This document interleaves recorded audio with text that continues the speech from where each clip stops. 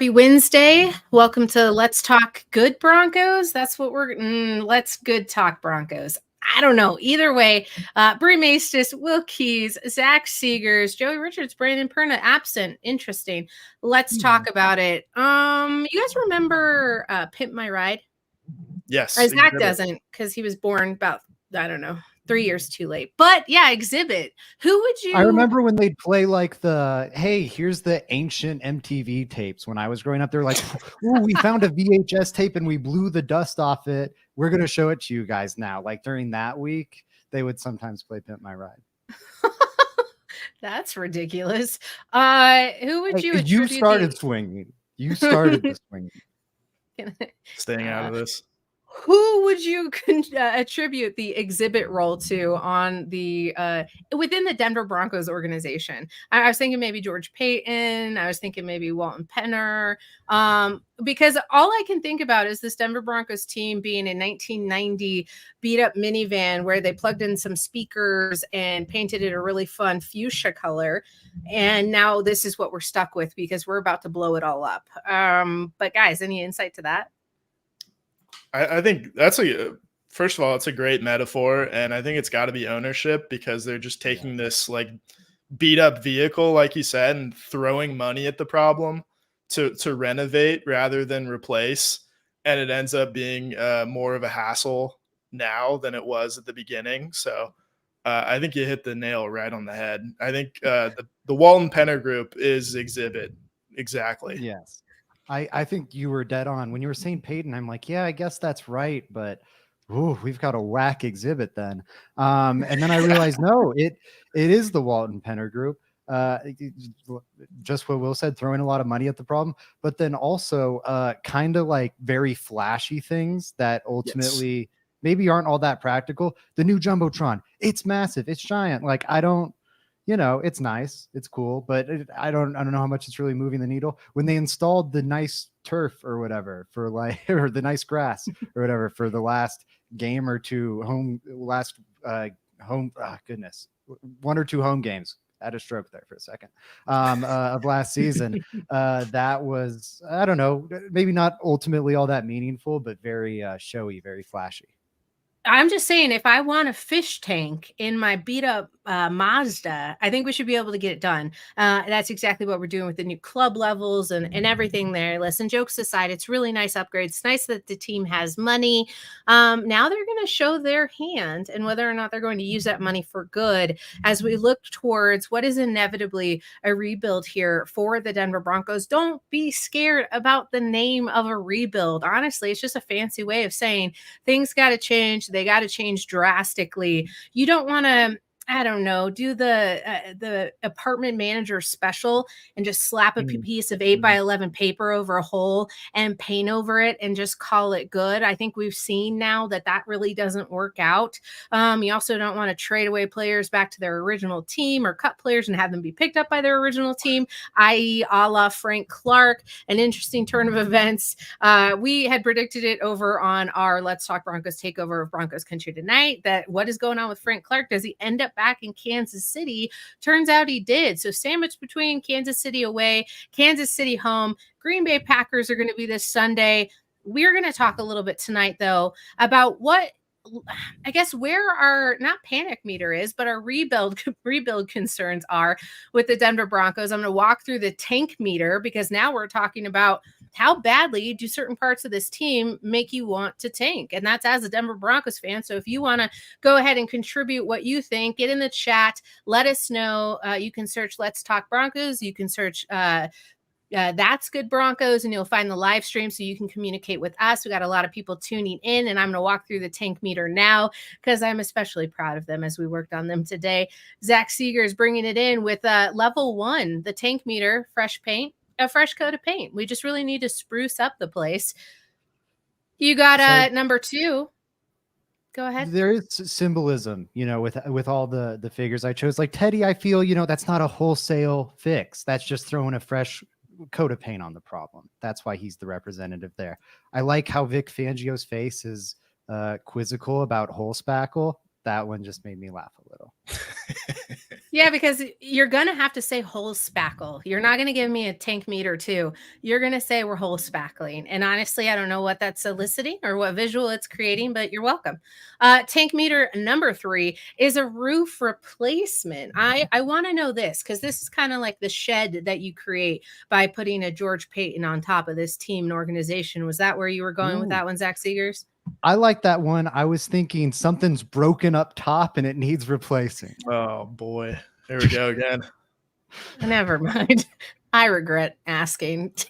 And meter number 4 is a flooding remodel. I don't know if you guys have ever had your basement flood, but there's a lot of work to be done. But you don't have to, you don't have to shut the whole place down. It's your basement. Make sure you dry it out, replace that drywall, and eliminate any of the mold that could be happening there.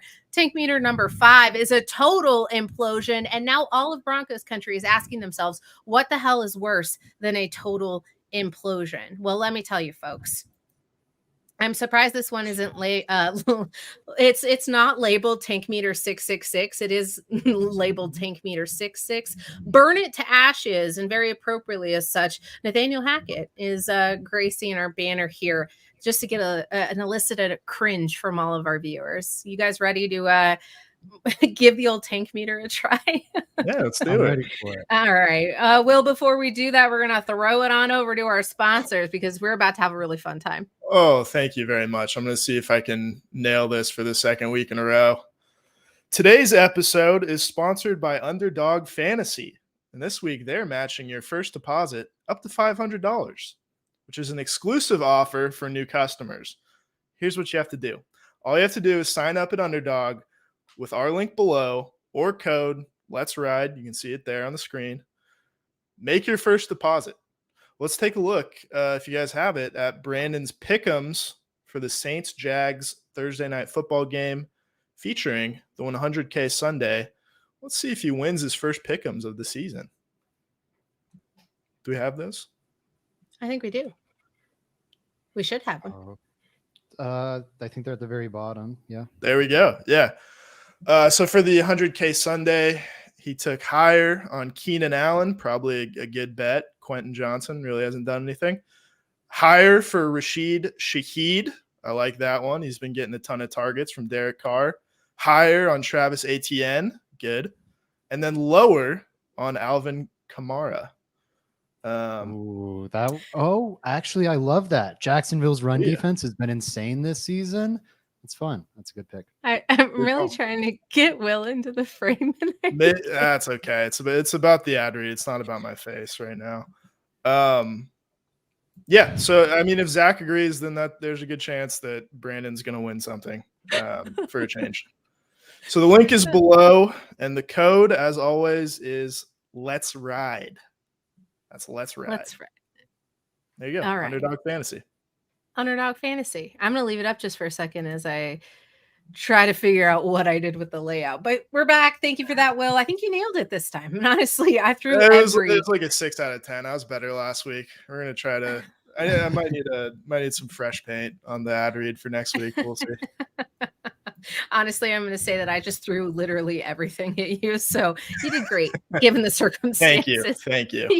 I appreciate it. All right, we're going to start off with the tank meter. I'm going to throw one out there because this one is very close to my heart. I'm a little concerned. We've got Greg Dulcich not participating, Justin Simmons and Kareem Jackson not practicing. They're in a limited capacity. You guys, our pets' heads are falling off. Greg Dulcich, though, particularly may go back onto injured reserve. To me, this is a little bit of are we having a bust conversation now? I'm not throwing out the word, but people are, and I'm not happy about it. But my concern meter is going up for this season. And we know that if you have a slow start, much like he did in 2022, 2023 is not pointing in the right direction here. And I'm worried what ownership and Shawn Payton will do when they get to Greg Dulcich's name. So I'm going to throw probably, I don't even know how you quantify this. It's going to have to be a full remodel. It's going to have to quantify whether or not Greg Dulcich can come back from a hamstring injury, which is a nagging injury and continues to be the thorn in his side. I do think I know what he's capable of. I do think that's a shining star for the Denver Broncos offense if they were able to turn over that leaf. However, it looks like it's going to continue to be an issue. If that's an issue for the entirety of his career, you're absolutely looking at this draft pick as a bust. Zach, I think you're going to be able to kind of talk to this a little bit more appropriately, what it means long term. But how are you feeling presently about Greg Dulcich and his hamstring injury? I think you chose the right spot on the meter. Like a 4 out of 6. I'm kind of out on Greg Dulcich again. People that have been listening to us for a while know last year you were first on Greg Dulcich, thought he was going to be a great player. Joey and I were more hesitant. He had a great rookie season, and Joey and I happily ate crow and kind of owned up, yes, we were wrong. Greg Dulcich looks really good.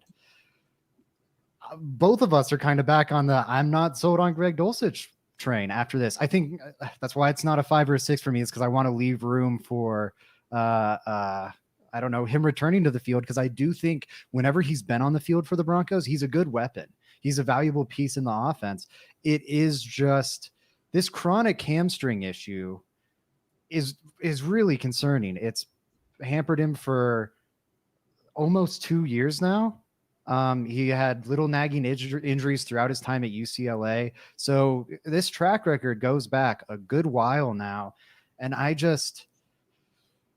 don't know. It's not KJ Hamler level injury concerns for me, but it's tough. Like I'm going to be like, next year when we're doing our season previews, I'm going to be going, I hope we get something out of Greg Dulcich this year. I hope he's healthy, but I'm going to expect you get 3-4 games out of the guy. It's hard to bank on more than that, unfortunately. And he still needs to grow a lot as a blocker. He needs to develop more. Sorry, but that's only going to happen with reps and with playing time. He's not getting any of that. That's a really good point too, because you can't get better when you're not on the field, obviously. And at the same time too, like you can't rush him back, especially this season. Like you can say that about any player that's got an injury right now. It's like, what's the point? Like we're playing for next year already. So I think keep him on ice. And then something that was actually intriguing to me is like, I love Brock Bowers, the tight end from Georgia, but I just don't like the idea of spending a top 10 pick on a tight end really ever. I mean, just like look at Kyle Pitts, but Bryson Nesbitt from North Carolina, if you end up drafting Drake May, it might be a nice little like mid to late round pairing. Just throwing that out there.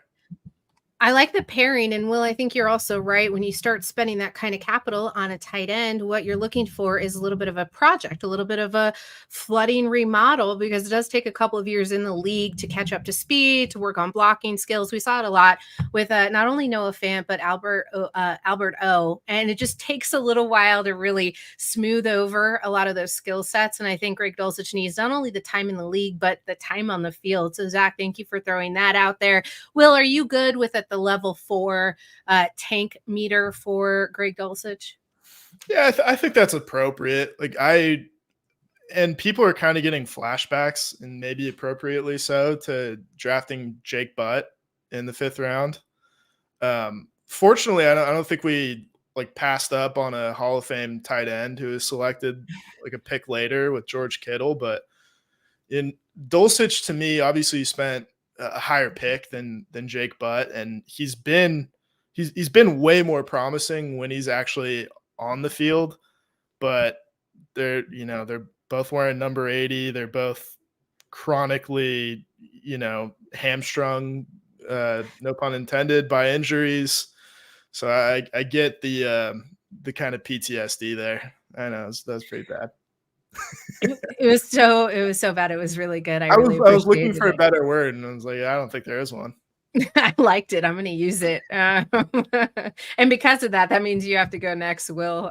Throw me out your pick and then tell me where you are on the tank meter. Can we do quarterback?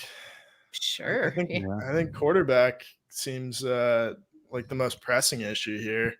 I'm going to go I'm kind of torn between total implosion and burn it to ashes. I think given like what you have to do to start over at quarterback, that's kind of a burn it to ashes situation. I don't think you can like do anything less. Just given, obviously, and Zach can speak to this a lot better than I can as far as the cap hit, but I know that you probably at this point want to cut Russ after June 1st because that's when the 2025 salary kicks in. One interesting thing that's been thrown around too, because his 2025 salary is guaranteed for injury, and with the team not really playing for anything, with Russell Wilson's overall level of play taking a dip over the last couple of weeks, and also the investment that the team made in Jarrett Stidham, I wouldn't be surprised if we see him sooner rather than later, him being Jarrett Stidham. And then obviously, like, the part that's intriguing to everybody is, being bad enough to take one of the top two quarterbacks, hopefully.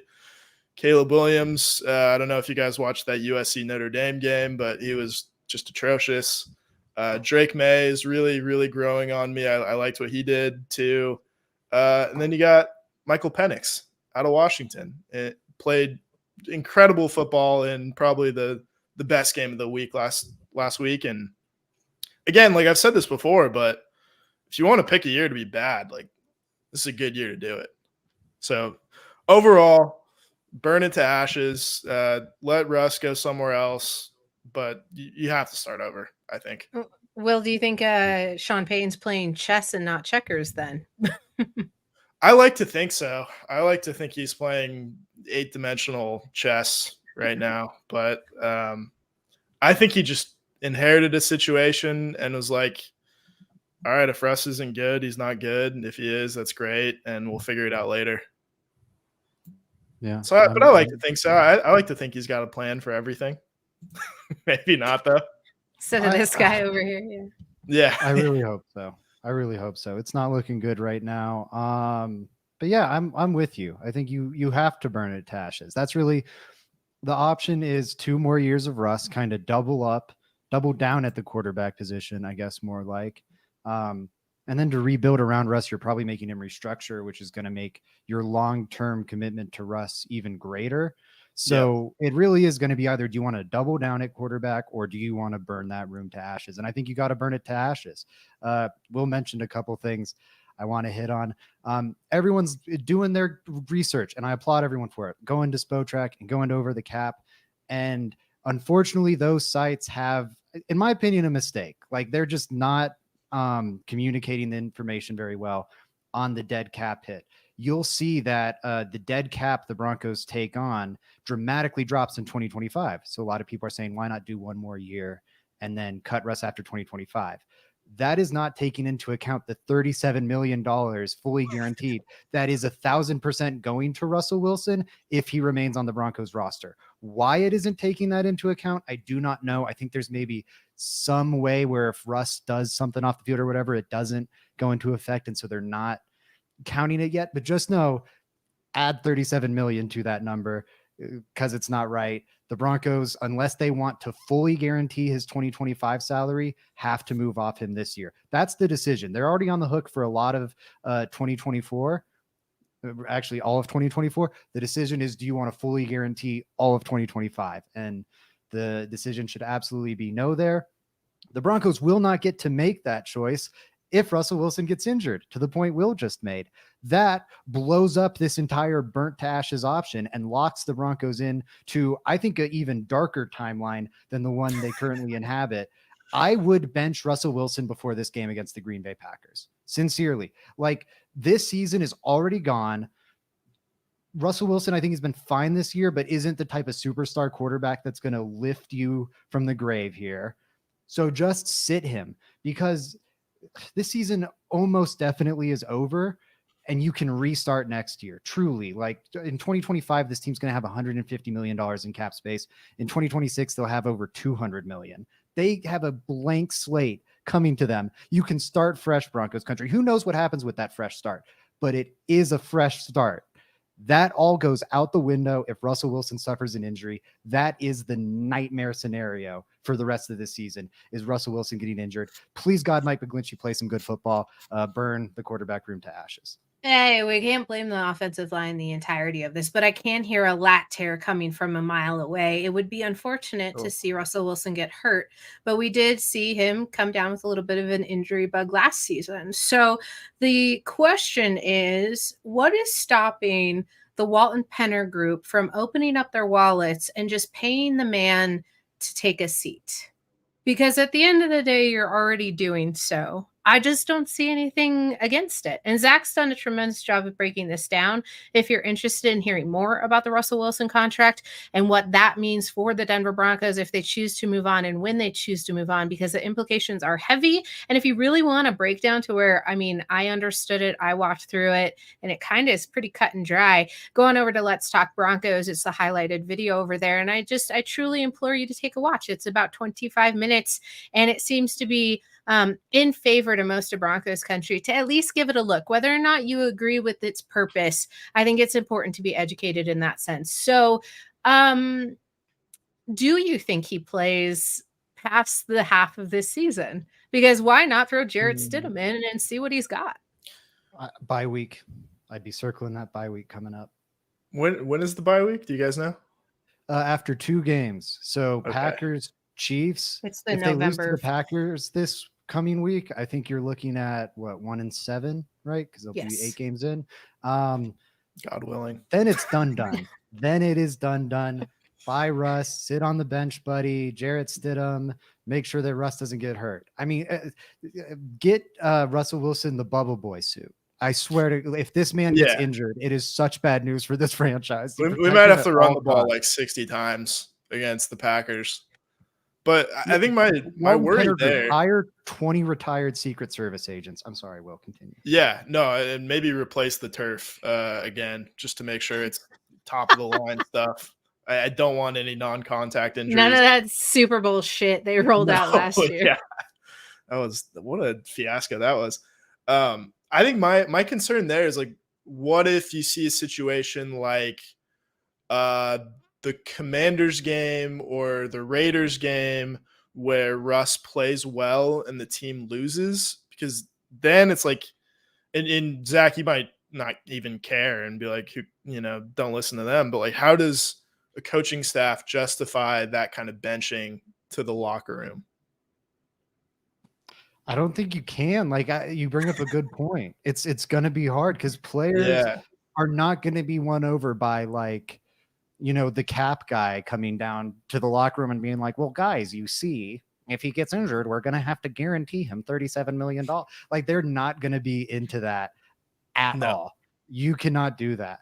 Now that said, the Broncos are playing some good defenses coming up, especially if we're talking about that bye week. He's going to play the Chiefs again. Like that's a problem might solve itself. Yeah, and then right off the bye, let's say they give him one last shot off the bye week. You get the Buffalo Bills defense. Okay, good luck, pal. I think it's going to be very easy to make the benching argument after those 2 games. Yeah, Jarrett Stidham, come on down. Give it a try. What's the worst that could happen? We're not looking for much. Honestly, I don't know what you're looking for in that instance, but you are saving yourself some grace for the second half of the season. I just said the second half of the season, and I had this weird cringe through my entire body that there's still a lot of 2023 left, and I got a little ill. That's okay. I'll be there on Sunday. Zach, what's your next thing to go ahead? I want to implode something, so give me something good. Oh, I think mine might be darker than Implosion. But we can put it in Implosion just so we have a variety of graphics. I'm tired of seeing Nathaniel Hackett's awful goatee. Mark Davis owns the crown for worst head hair. Worst facial hair in the NFL is Nathaniel Hackett by a country mile. But now that it's especially like all long and stringy, it's stringy. It's bikery. Awful. But anyways, this defensive backfield, I think going into the season, and I'll preface why here, going into the season, it was the strength of this team. Greg Rosenthal, an NFL analyst I really respect, said, the Broncos don't have really an elite unit this season. So outside of their secondary, so I'm kind of concerned about them. Well, guess what, guys? Their secondary is not elite anymore. Justin Simmons, I think, is playing well, but there's a very good chance he's not on this team come February. They'll probably, if they don't trade him before the deadline, I think they'll probably trade him in the early stages of this coming off season. More likely than, I'd say probably 70-30, he's off the roster.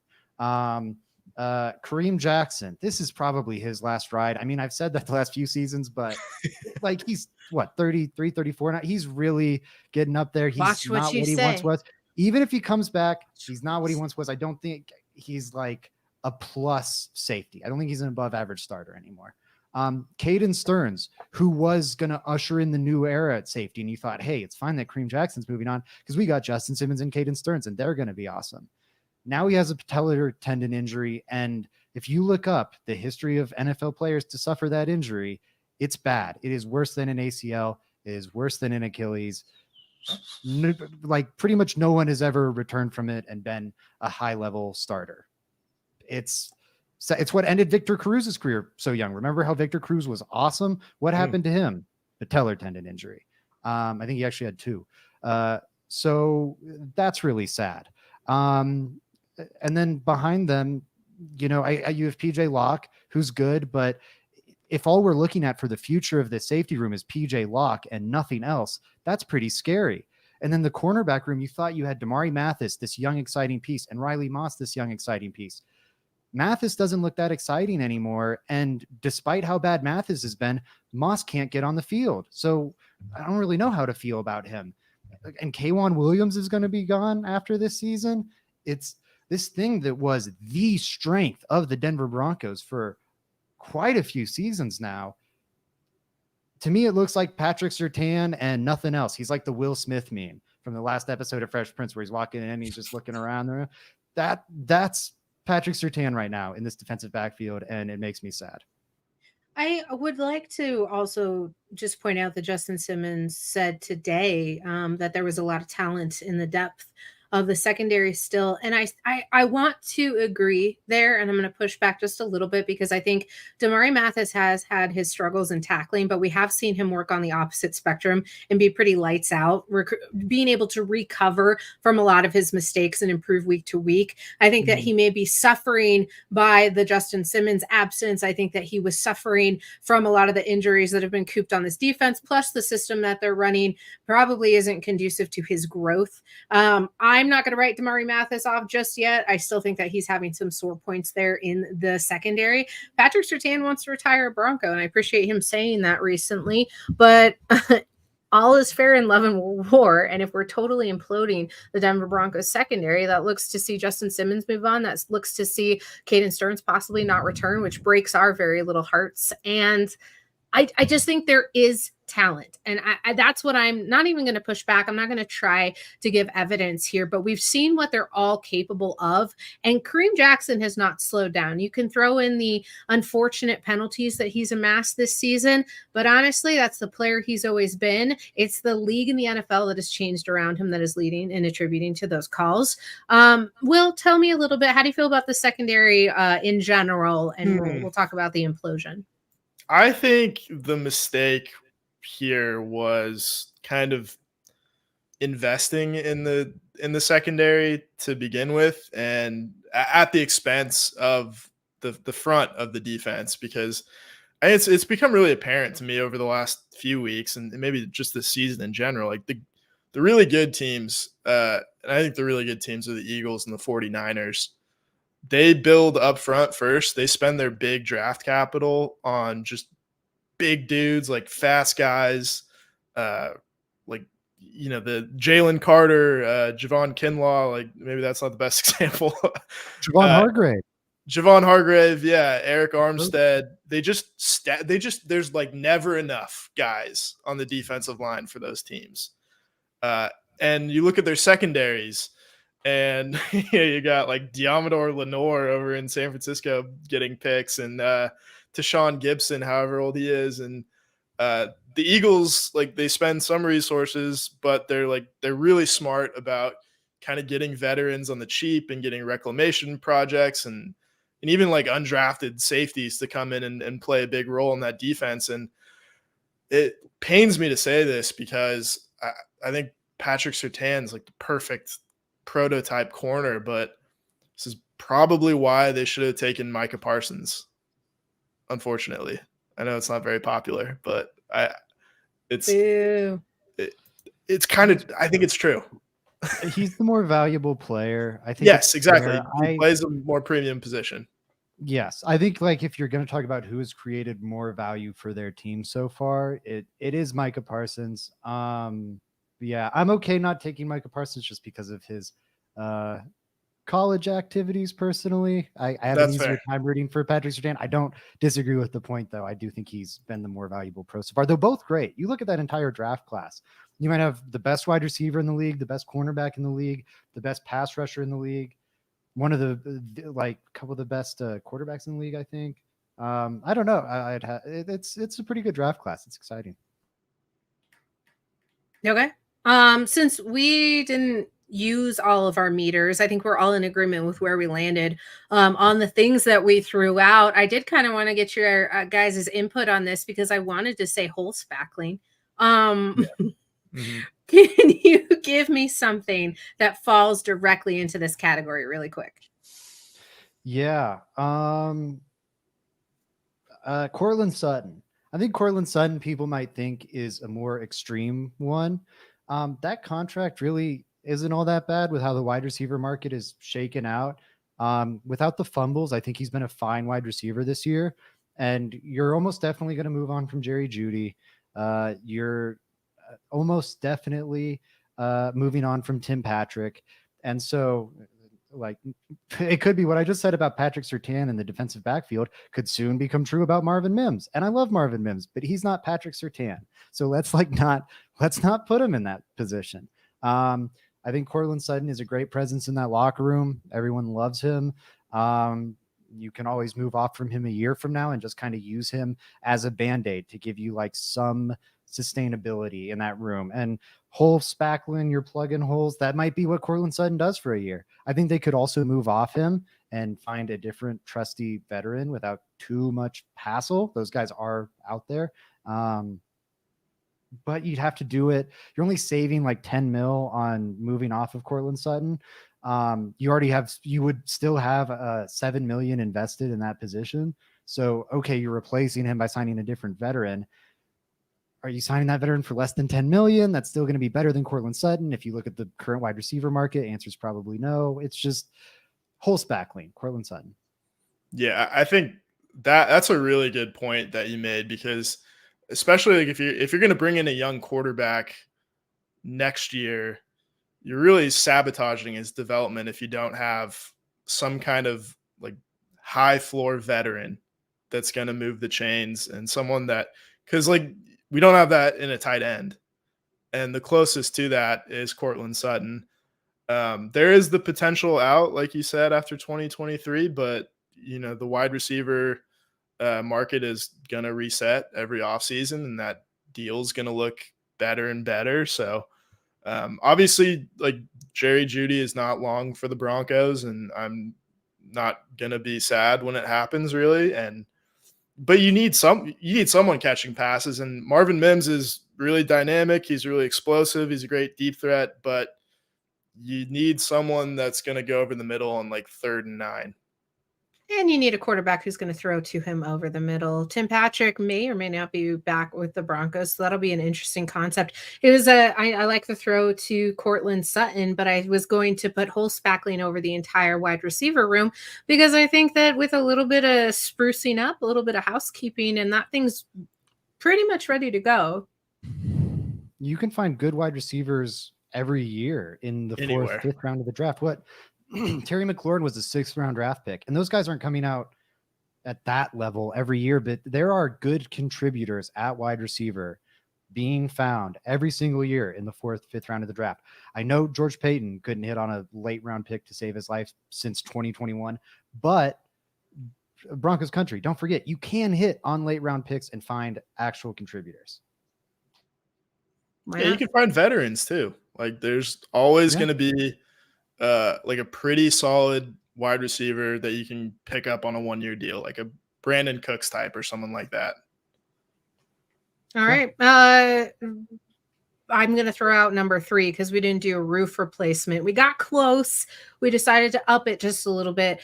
But with the tank level of roof replacement, this is right in the middle. This is kind of middle ground.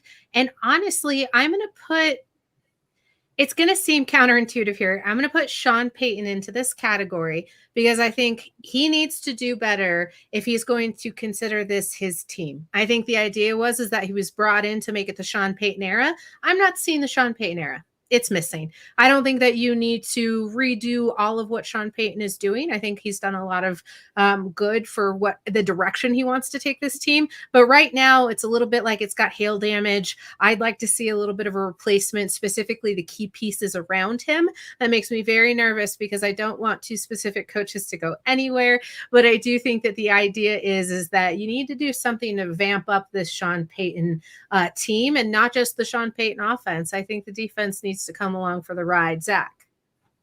Yeah, I fully agree. And to the question that just came in, does George Payton come back next year? No way. I would put it at 99.999% chance. Like that was, people think Vance Joseph was set up to be the fall guy. I think George Payton was, and Vance Joseph just was thrown into a bad situation. But yeah, Shawn Payton has to do better. I think this is a very talent poor team with a losing culture and yada, yada, yada. But I don't know, if you're supposed to be such a great coach, how does this team look this bad? Maybe it's what we were talking about earlier, where he's kind of putting his thumb on the scale a little bit, play the coward clip from last year. I frankly don't believe that. I think the idea of losing makes Shawn Payton physically ill, and he cannot stand what is happening right now, and it's happening anyways. And I don't know. I think you have to be really sipping the Shawn Payton Kool-Aid to not at least have had the thought enter your brain that, like, has this guy lost his fastball? And even if he hasn't, I think you look at a guy like Bill Belichick, where I think that's going honestly even worse in New England because he's the George Payton and the Shawn Payton of that situation. But it's one thing to be Bill Belichick, and I bring that up because they're both off the Parcells tree. They have a lot of the similar ideologies. It's one thing to be that curmudgeon when you're winning. It kind of works.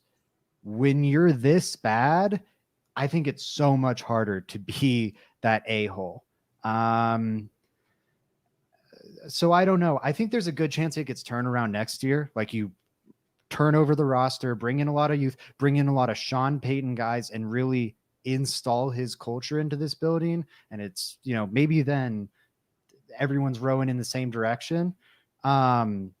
But I'm going to have to see it. I'm definitely worried right now. I don't know, Zach. I want to push back just a minute, just a little bit, so I get this out of my head. He brought in a lot of his guys. He brought in a lot of his former players. He brought in a lot of the people who were supposed to conduct Shawn Payton business. So I don't want to. I think it needs to happen again, fully all over. But he was bringing in and calling in favors for former Saints, and you're telling me that he didn't get his people. Kinda, I think, and yes, he definitely did sign some Saints guys. I think if you were to tally it up, it's like 5 or 6, and it's all like back end of the roster guys or and coaches. And I think, don't forget Streif. Coaches is fair, yeah, but Streif I think has done a good job. But the kicker's the one, like, I think truly respected player he brought in. That's a Saints guy, someone that would, I don't know, relative to what they've accomplished at their position, maybe carry some weight in the locker room. And he acquired that kicker because he didn't like how much of a locker room presence the last kicker was. So I don't think these are the Shawn Payton guys that I'm referring to. I mean, like, truly an overhaul of the roster.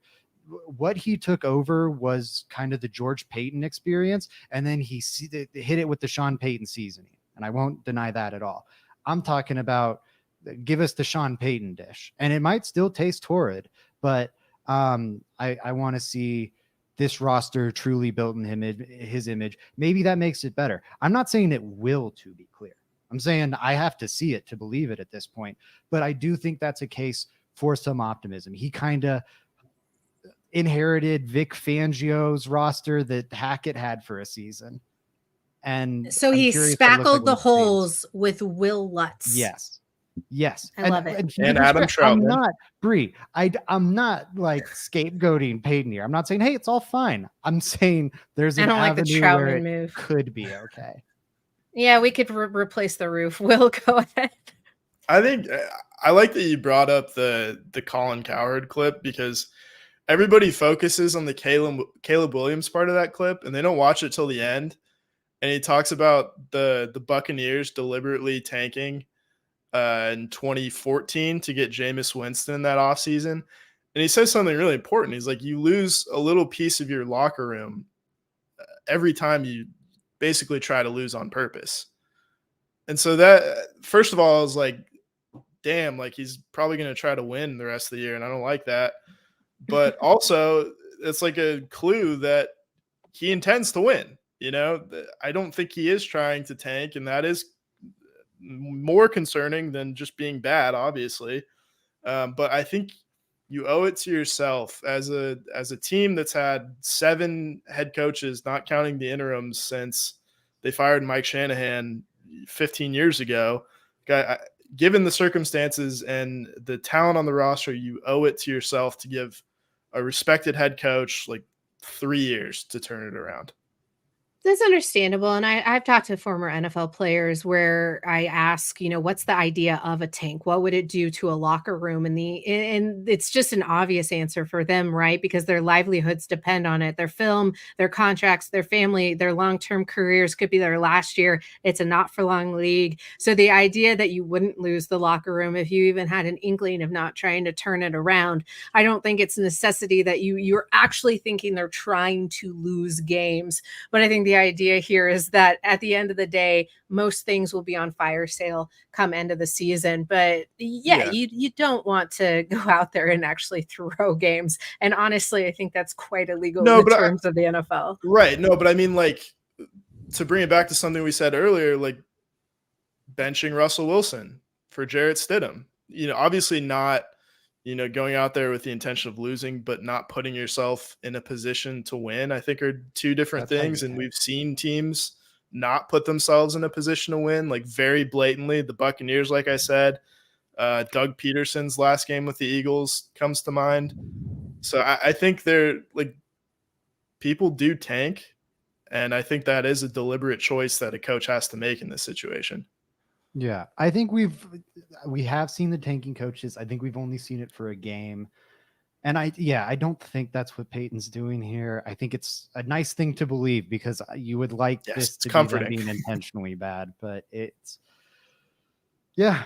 just don't think it's the reality of it. I also don't think I think both things are true. This looks bad for Payton. I would not make a final judgment off Payton off of this one season. I wouldn't be like, hey, everything's rosy, everything's great. It's concerning, but I would not be surprised in the slightest if this team took a 3-4 win jump, 5-win jump next year, because I think that's what Payton can do when he's at his best. No, we said Russell Wilson was worth a couple wins. We said Shawn Payton was worth a couple wins. Guys, we've got 1 win all season, but that's okay. It's probably going to turn around. We'll continue to talk Broncos. Will probably back with us next Wednesday. If you want to catch Let's Talk Broncos crew, we'll be back on Friday. Anything else, or are you out of here and ready to implode this show? Code Let's Ride. Code Let's